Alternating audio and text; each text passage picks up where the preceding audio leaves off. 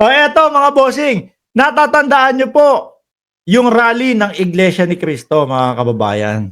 Dahil sinasabi nila at talagang pinagpipilitan nila na para po sa kapayapaan yung kanilang rallying ginawa doon po sa Liwasang Bonifacio mga bossing. No? Talagang sinasabi nila itong rally na to ay para sa kapayapaan ng Pilipinas. Kaso ho, madami ho ang hindi naniniwala na yung rally na yon ay para po sa kapayapaan ng Pilipinas. Bakit to? Eh, nakita mo naman, PDP, laban. Kumpletong-kumpleto rekado po yung mga politiko nila doon. Di ba? Kumpletong-kumpleto rekado. Nando si Robin Padilla, si Tolentino, si Bungo, sino pa? Madami pa pong iba, mga kababayan. No? At kung marinig nyo po, mga bossing, yung mga pinagsasabi ni Marcoleta, mga kababayan, puro banat sa gobyerno na animoy parang hindi naman kapayapaan ng inaano. Parang pinupush ang mamamayang Pilipino, magalit kayo sa gobyerno ng Pilipinas. Yun naman po talaga ang nakita natin, mga bossing. At sabi naman po, nung isa sa nakatataas, mga kababayan, ng Iglesia ni Cristo na si kapatid Edwil Sabala. Sabi niya dito medyo nahalata ako na talagang para kay Iglesia ni para kay Sara Duterte talaga yung kanilang rally, no? Sabi niya, kung ano yung sinasabi ng batas, sige, ayan, okay lang daw kung yun talaga ang sinasabi ng batas. Which is tungkol naman po sa impeachment, mga kababayan, yung mga hindi pagpapaliwanag, yung mga irregularidad, kasama na po, isama nyo na po yung pagbabanta sa buhay ng Pangulo, First Lady at pinsan ng Pangulo.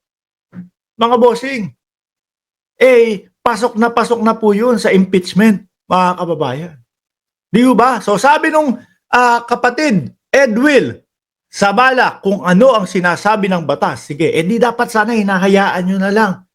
Di ba? Wala na kayong pagkilos dyan. Una ko pong napansin sa kanila, mga kababayan, naramdaman na takot sila na sabihin talaga na para kay Inday Sara Duterte yung kanilang rally nung in-announce po nung dalawang host nila na meron po kaming gaganaping rally.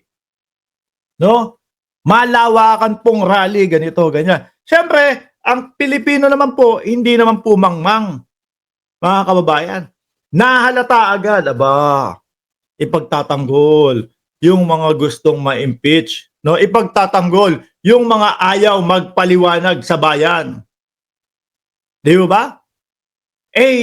Negatibo po ang nakuha nilang resulta o ang reaksyon ng mamamayang Pilipino doon sa in-announce nila na yon. Kaya biglang habol sila sa susunod na vlog nila, biglang ang sabi ho, para sa kapayapaan po ang rally. At kunyari, medyo hindi kasama dito ang mga DDS at walang politiko na may imbitahan. Di ba? Pero nasa VIP yung mga politiko. I-correct nyo na lang po ako kung mali ako doon sa sinabi nilang walang politiko. Di ba? So ngayon, halos pinagtatanggol niya na dito si BP Kung ano yung sinasabi ng batas, sige, bakit naman hindi? Pero kung hindi nasusunod yung sinasabi ng batas, sana yung mga nakakaintindi, step back. Mga boss, chief, amo, sir, sabi nga po ni Enrile, mga kababayan, si Enrile yata ang pinakamatandang politiko, no? Sa Pilipinas, ayan. Si Manong Johnny. Sabi nga po, itong ginawa ng Iglesia ni Cristo na hakbang o rally, no? Handa na ba tayong talikuran yung rule of law? Di ba? Isaalang-alang ba natin na dahil napakadami, 1.8 million ang dumating dyan sa rally nila, dapat ihinto na yung investigasyon at ihinto na yung pagtatanong kay BP Sara. Ganun ho ba dapat? Hindi ho, mga kababayan. Lagi ko pong sinasabi dito sa ating vlog, mga bossing, na kung ganun lang po ang magiging pamantayan ng Pilipinas, na kapag ka merong iniimbestigahan, merong mga tinatanong at hindi kayang sagutin o iniiwasan yung kanilang mga katanungan, mga boss, rally ang gagawin o sasagot nila sa atin. At kapag madami ang pumunta, Ibig sabihin, ihinto na yung pag-iimbestiga. Mali po yun. Lalo pong malulubog ang ating bayan sa ganong diskarte ho, mga bossing. Dahil yung mga politiko na yan, o sige, ganito na lang. Iniimbestigahan nyo ako. O, 500 kada isa pupunta, no? Doon sa rally. Hindi ko po sinasabi na gano'n yung kalakalaran ng Iglesia ni Cristo, ha. Doon po sa mga politiko na posible na maharap sa ganitong sitwasyon din ho, no? O sige, 500 kada isa, pumunta lang sila. Kailangan umabot ng ng daan-daan libo o 1,000,000 yung pupunta para ipahinto na yung investigation sa akin. Kawawa po ang bayang Pilipinas kapag gano'n ho, mga bossing. Dahil ganyan at ganyan na lang po ang gagawin ng mga yan. Ano? Kada may imbestiga, sige, parali ka dyan. O ayan ha, Supreme Court, o kung sino man, o Ombudsman, o kung sino man, Congress, Senado, ang daming pumunta doon sa rally ha, nasabi sinusuportahan nila ako. O kailangan hinto na yan. Hindi ho ganun, mga bossing. Di ho ba? O ituloy natin, step back daw kung sino man yung nakakaintindi kung hindi nasusunod yung batas. Baka nalalabag na natin na hindi na natin namamalayan. Ako ho, wala akong nakikitang paglabag, no, sa Congress. Wala po akong nakikitang paglabag nung mga gustong magpa-impeach. Hindi naman po Congress ang gustong magpa-impeach kay BP Mga Pilipino po, 'di ba? 1, 2, 3 yung pangatlo meron pa ngang kasama pa nga ang simbahan, no? Hindi natin linalahat yung simbahang Katoliko.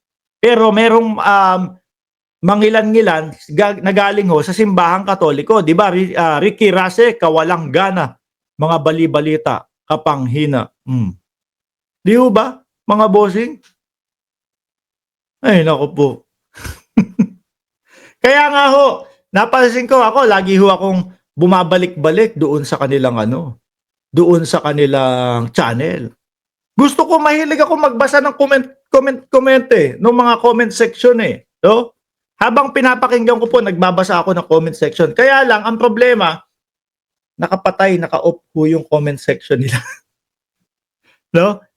Ayaw po yata nilang magpakomento, mga kababayan. Ayaw po yata nilang marinig yung sasabihin ng mamamayang Pilipino doon sa ginawa nilang rally. Bakit naman, no? Ako nga Santa Makmak na din yung bashing na natatanggap ko Galing naman po yun sa mga DDS at naiintindihan ko naman yun. Pero nakitaan niyo po ba ako na pinatay ko ang comment section? Hindi. Nandyan lang. Naka-on lang ho yan, mga kababayan. Tuwing umaga nga no? Yaan ang inaalmusal ko. Pagmulat ng mata ko, basa ng comment section. Pagmulat ng mata ko, makikita ko, uy, natulog ako ng alas 10, magigising ako ng alas 5 na madaling araw.